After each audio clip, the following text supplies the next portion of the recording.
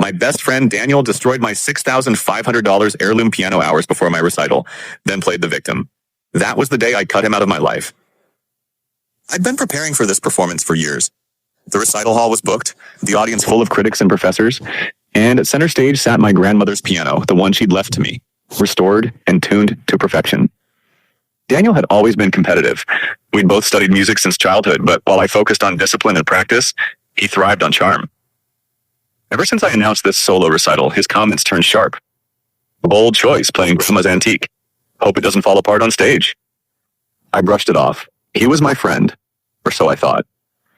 That morning, while my ensemble helped set up, Daniel walked in with the coffee.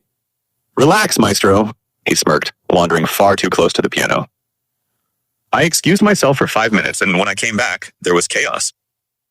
The lid of my grandmother's piano was drenched in dark coffee. Liquid had seeped between the keys, staining the ivory, warping the wood. My chest clenched. Years of care destroyed in seconds. Daniel stood there, eyes wide, playing shocked. "I swear someone bumped me. It was an accident." No one believed him. No one touched him. And thanks to a camera I'd hidden after weeks of his snide remarks, I didn't have to argue.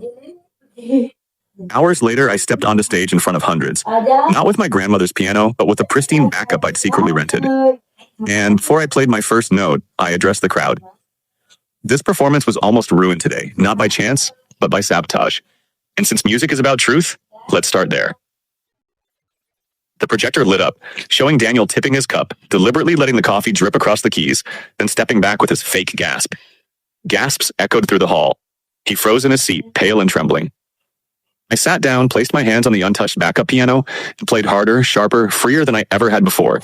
Every note rang like justice. By the end, the audience rose to their feet. Daniel had already slipped out the side door, reputation in tatters. He thought he'd silence me. Instead, he gave me the loudest ovation of my life. And that was the last day he ever had a place in my story.